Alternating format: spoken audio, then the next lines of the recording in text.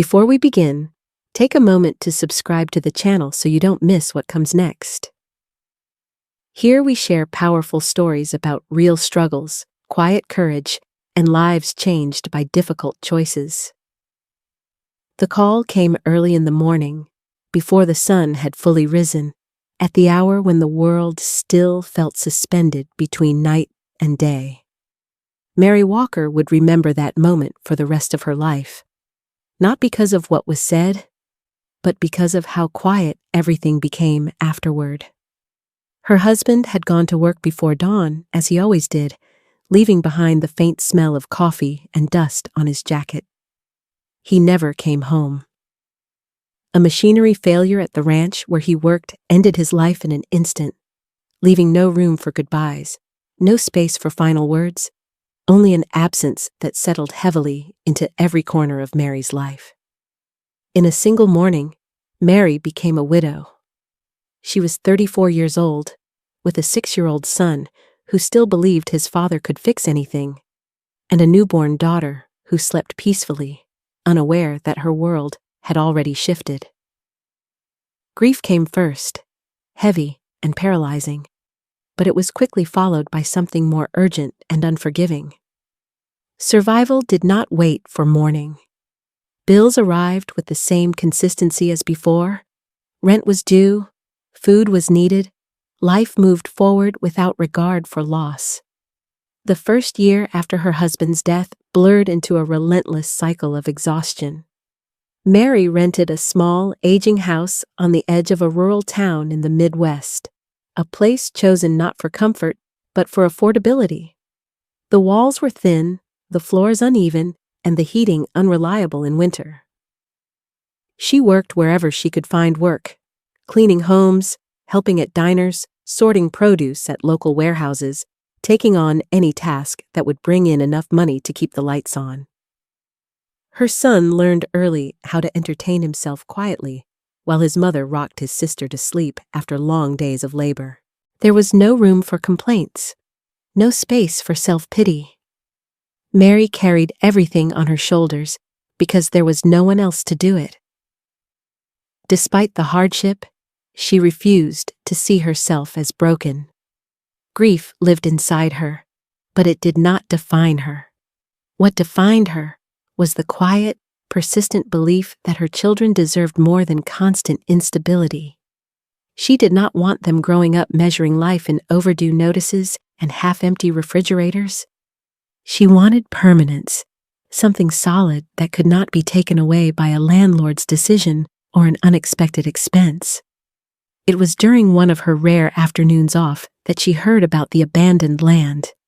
2 men at a local hardware store were talking about a property outside town, a former farm that had been sitting unused for years. The previous owner had died without family, and the land had been passed through legal limbo before a small portion of it was finally put up for sale. No one wanted it. The house was barely standing, the fields overgrown and neglected, the fences collapsed. Restoring it would cost more than most people were willing to risk. To Mary, however, it sounded like possibility. She asked questions quietly, listening more than speaking. She learned that the land was being sold cheaply, almost as an afterthought, because it was considered more of a burden than an asset. The idea followed her home that night and kept her awake long after her children had fallen asleep. She thought about her husband, about how he had loved working outdoors, about how he had once talked about owning land of his own. She thought about her children running freely instead of being confined to a rented house that never truly felt like theirs. Within weeks, Mary made a decision that others would later call reckless. She sold the few pieces of jewelry she owned, items that had sentimental value, but no practical use in her current life. She gathered her savings, borrowed modest amounts from neighbors who trusted her, and purchased the land. It was not much in the eyes of the world, just a small section of what had once been a much larger farm, but to Mary, it was everything she had been hoping for. It was hers. The move itself was simple and difficult all at once. Their belongings fit into a borrowed truck, and when they arrived, the reality of what she had bought settled in fully. The house leaned slightly to one side, its roof patched unevenly from past attempts at repair. Inside, dust coated every surface, and the smell of neglect lingered in the air. The fields beyond were a sea of tall weeds and wild growth, swallowing the land that had once been cultivated. Her son stared at the house with a mixture of curiosity and concern. Mary knelt beside him and promised that they would fix it together. Her daughter slept in her arms, breathing softly, completely unaware of the work ahead. Mary stood there for a long moment, taking in the broken structure, the overgrown fields, and the silence of the place. She felt fear, but it was not stronger than her resolve. The first months tested her limits. Repairs had to be made using whatever materials she could afford or salvage. She patched the roof herself, learning through trial and error. She cleared rooms, scrubbed floors, and made the house livable one corner at a time. Each task took longer than expected, especially with a baby to care for and a child who needed attention and reassurance. Sleep became a luxury she rarely enjoyed. Her son helped where he could, carrying small pieces of wood, fetching tools, and watching over his sister when Mary's hands were full. The land slowly began to change, not dramatically, but noticeably. Weeds were cut back. Paths were cleared. Fences were propped up temporarily. The work was exhausting, but it brought a sense of ownership Mary had never felt before. Every improvement, no matter how small, felt like a victory. Neighbors noticed her effort. At first, they watched from a distance, skeptical of whether she would last. Over time, skepticism turned into quiet respect. One neighbor brought over spare tools, another offered advice on repairing old fencing. No one made grand gestures, but the small acts of kindness mattered more than words ever could. 6 months after moving in, Mary decided it was time to plant something. She chose a simple crop, something practical that could feed her family and possibly be sold at market. Preparing the soil was harder than she expected. The ground had not been worked in years, and every shovel of dirt resisted her effort. She worked under the sun while her son played nearby and her daughter slept in the shade. It was during one of those long afternoons, her hands blistered and her muscles aching, that her shovel struck something solid beneath the soil. At first, she assumed it was a rock or discarded scrap metal left behind from years past.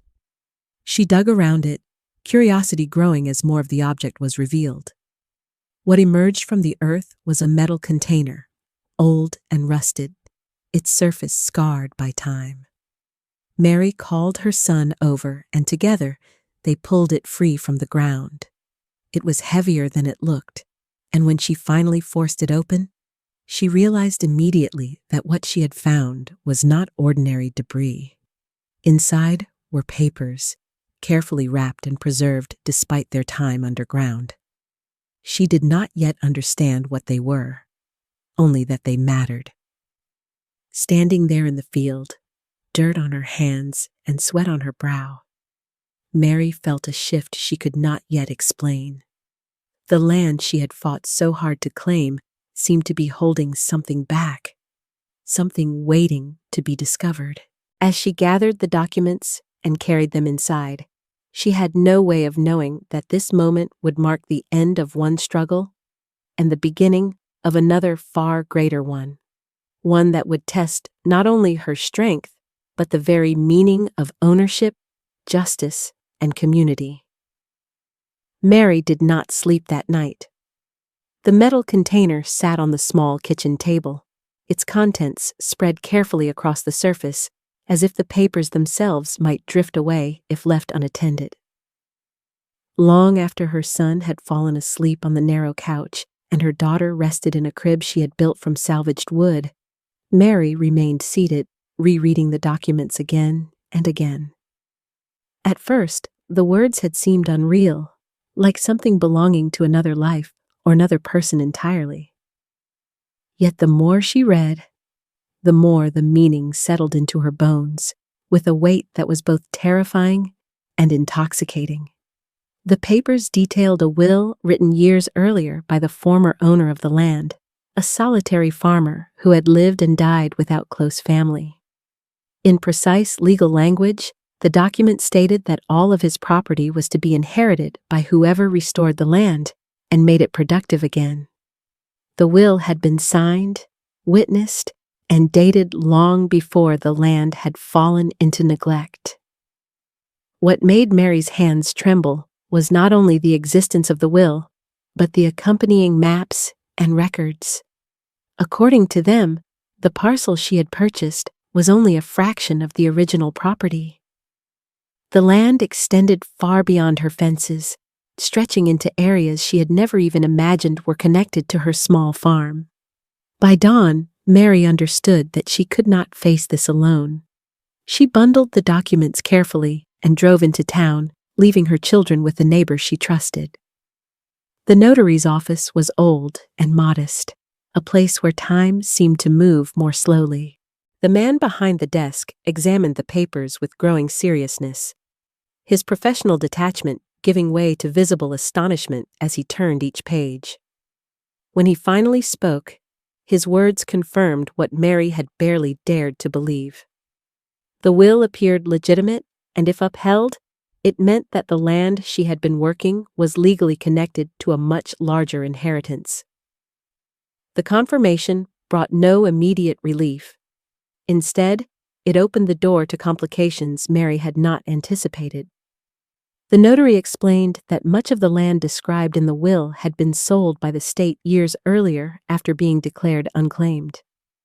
A prominent agricultural investor had purchased it, developing parts of it and investing substantial resources. The law, as it stood, was not simple. The existence of an earlier will complicated everything, creating a conflict that would not be resolved easily. Word spread quickly. In a small community, news traveled faster than reason. Some people congratulated her cautiously. Others warned her that she was stepping into dangerous territory. It was only a matter of days before the man who now controlled most of the land sought her out. He arrived in a vehicle far newer and more expensive than anything usually seen on her dirt road. His presence alone seemed to change the air around her home. Mary stood her ground as he explained his position, his tone measured but firm. He outlined his investments, the legality of his purchase, and the disruption her claim threatened to cause. He made it clear that he was not accustomed to losing what he had paid for. Mary listened without interrupting. Fear pulsed beneath her calm exterior, but she did not let it show. When he offered a compromise that would allow her to keep a small portion of the land while relinquishing the rest, she understood exactly what he was asking. It was security in exchange for surrender. A safe outcome, perhaps, but one that contradicted everything she had endured to reach this point. As if the pressure were not already enough, another revelation followed soon after. Buried within the fine print of the will was a condition that transformed hope into urgency. The inheritance would only be valid if the land was fully restored and made productive within a year of the will's discovery. Failure to meet this requirement would nullify the claim entirely, returning the land to the state. Mary sat alone in her kitchen after learning this, the walls seeming to close in around her. She calculated endlessly, writing numbers she already knew could never align. The cost of restoring that much land was beyond her reach. She approached banks and lending institutions, presenting her situation with honesty and determination, but each meeting ended the same way. Without collateral, without certainty, she was too great a risk.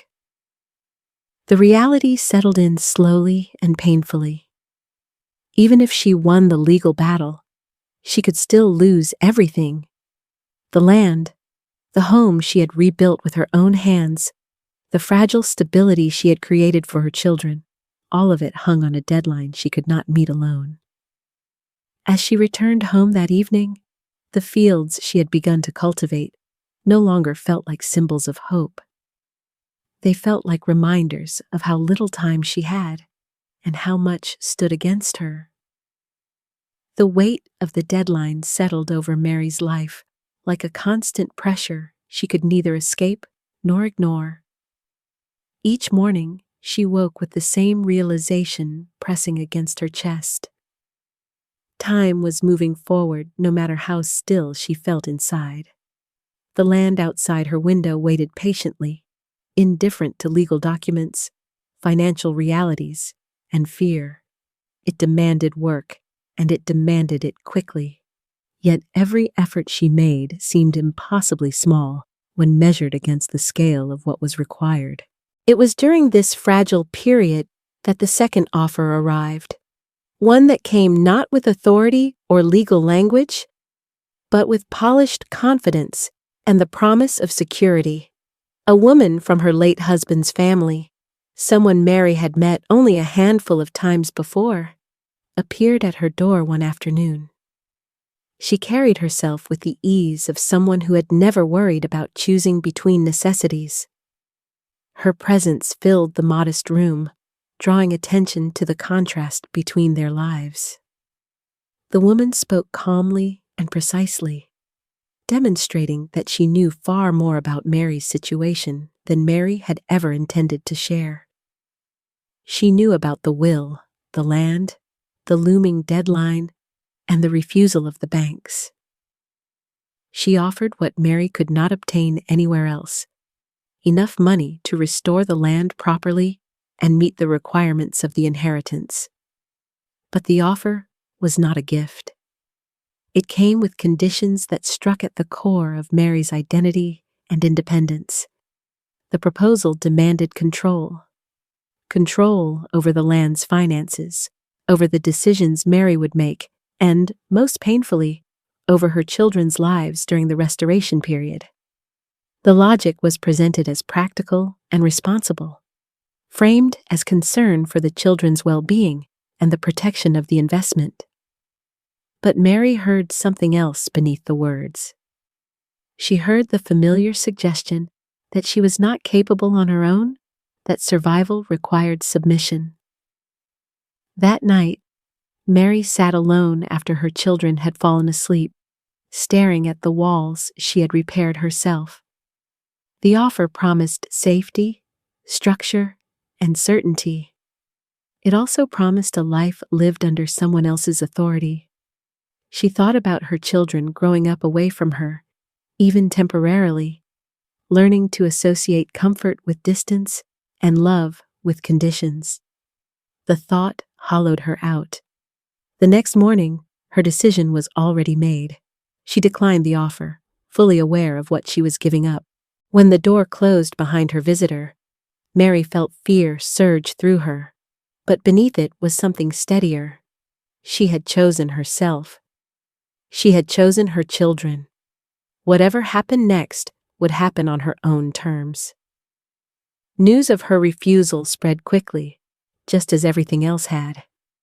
Some shook their heads at what they considered pride. Others saw courage. What Mary did not expect was what followed next. Slowly at first, then with gathering momentum, people began to show up. A neighbor arrived one morning with tools and an offer to help clear land.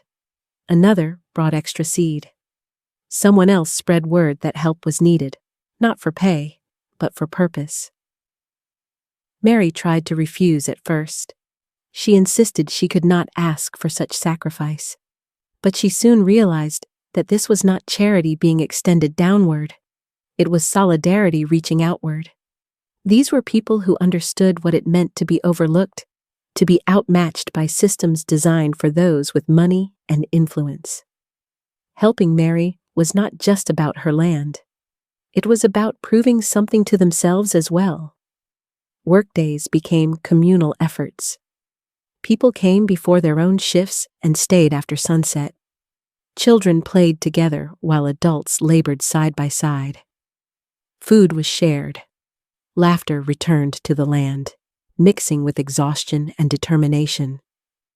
What had once been Mary's solitary struggle transformed into something larger, something that felt almost defiant in its unity. Despite the progress, the numbers remained unforgiving. Mary kept careful records, measuring each acre restored against the time remaining. Improvement was visible everywhere, yet the scale of the task loomed unchanged. She felt the tension building inside her, the fear that no amount of goodwill could overcome the simple math of labor and time. As the deadline crept closer, she pushed herself harder, often beyond what was reasonable. Her body protested, her hands cracked and bled. Her nights grew shorter. Still, she rose each morning, driven by the knowledge that stopping meant losing everything. It was during one of these long days that the man who had once stood at her door as an adversary returned. This time, his approach was different. He observed quietly, taking in the sight of dozens of people working land that many had written off as lost. He saw something he had not accounted for before. This was not a lone woman clinging to a legal technicality. This was a community asserting its will. When he finally spoke, his tone carried none of the certainty it once had. He acknowledged the effort, the progress, and the legitimacy of what was happening before him. His new proposal reflected that shift. He offered partnership instead of dominance, contribution instead of threat. The terms were still unequal, still required sacrifice, but they were no longer rooted in dismissal. Mary did not answer immediately. She felt the weight of yet another choice pressing down on her. The offer could secure the land and relieve the pressure of the deadline, but it would also mean relinquishing part of what she had fought so hard to claim. She asked for time, knowing that whatever she decided next would shape not only her future, but the meaning of everything she had endured so far. As the sun set that evening, Mary stood alone in the field, listening to the quiet hum of insects and distant voices fading as the volunteers went home. She understood now that resistance was not always loud or confrontational. Sometimes it was simply the refusal to disappear quietly. And in that refusal, she had already changed something that could not be undone. Mary understood that the choice before her was not merely about land or money, but about the shape her life would take from that moment forward. The days following the investor's revised proposal passed in restless contemplation. She weighed every possibility carefully, measuring not only outcomes but consequences. She thought about the land she had already restored, about the people who had given their time and strength without asking for anything in return, about her children who had grown accustomed to seeing effort rewarded with progress, not surrender. When she finally presented her own terms, they were grounded in a sense of fairness that surprised even herself. She acknowledged the investments that had been made in good faith, but she refused to abandon the intent of the will or the principle that land should belong to those who nurtured it. The agreement that followed was imperfect, demanding sacrifice from all sides, but it carried a balance that none of the previous offers had contained. It allowed her to retain the majority of the land while recognizing the reality of what had already been built upon it. The legal paperwork was signed with caution and mutual understanding, binding them not as adversaries, but as reluctant partners bound by circumstance. The agreement, however, did not bring relief. It merely clarified the stakes. The deadline remained unchanged, and the scope of work ahead was still overwhelming. With months already lost to uncertainty, Mary now faced the most intense period of her life. She no longer had the luxury of gradual progress. Every remaining day mattered. The community responded as if the urgency belonged to them all. The informal help that had once filled weekends expanded into a structured effort. People reorganized their schedules, rotating responsibilities so that the land was worked continuously. Tools were shared freely, machinery loaned when possible, and knowledge passed between generations. What emerged was not chaos, but coordination born of shared purpose. Mary pushed herself beyond exhaustion, her body often aching before sunrise. There were moments when she doubted her ability to continue, when the enormity of the task threatened to swallow her resolve. In those moments, it was her children who anchored her. They did not understand contracts or deadlines, but they understood effort and hope.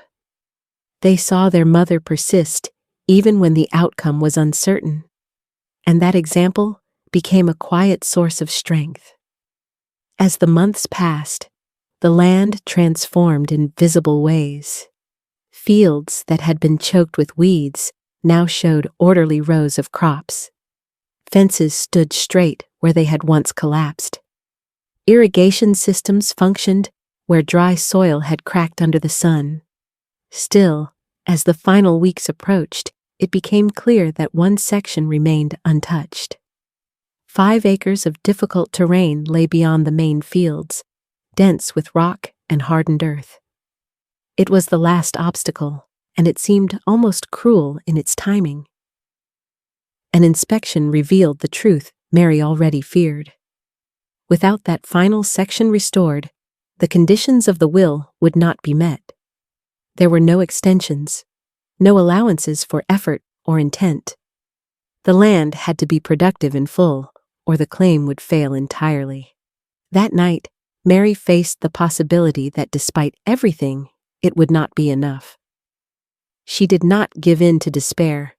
Instead, she made one final request of the community, not framed as obligation, but as honesty. She told them exactly what remained undone and exactly how little time was left. She made it clear that no one owed her anything. What followed was not hesitation, but resolve. The final days became a test of human endurance. Work continued from early morning until well after sunset, illuminated by makeshift lighting and determination alone. People arrived who had never worked the land before, willing to learn and contribute in any way possible. Even those who had once stood apart from the effort found themselves drawn in, unable to ignore the magnitude of what was unfolding. In a quiet but meaningful turn, the investor sent his own workers to assist. It was not an act of charity, but recognition. He had come to understand that the outcome of this struggle would define more than property lines. It would define the kind of world they all participated in shaping. On the final day before the deadline, the last section was planted. Mary stood in the field, her hands trembling from fatigue as she pressed the final seeds into the soil. She felt no triumph yet, only a fragile hope held together by faith in what they had accomplished together. The inspection took hours. Officials moved methodically across the land, documenting, measuring, verifying. Mary waited with her children nearby, surrounded by the people who had made this possible. When the final approval came, it did not arrive with ceremony, but with a simple confirmation that carried profound weight. The conditions had been met. The will was upheld. The land was hers. The celebration that followed was spontaneous and heartfelt. There was laughter, quiet tears, and an overwhelming sense of shared victory. Mary knew then that the land had never truly been hers alone. It was shaped by many hands, strengthened by collective belief. In the years that followed, the farm became more than a source of income. It became a place of learning, of opportunity, of second chances.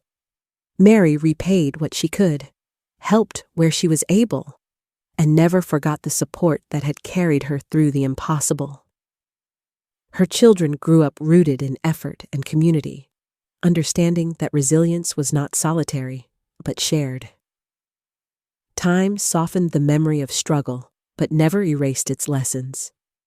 Standing in the fields years later, watching her children walk paths once overgrown, Mary understood that the true inheritance had never been hidden in the ground.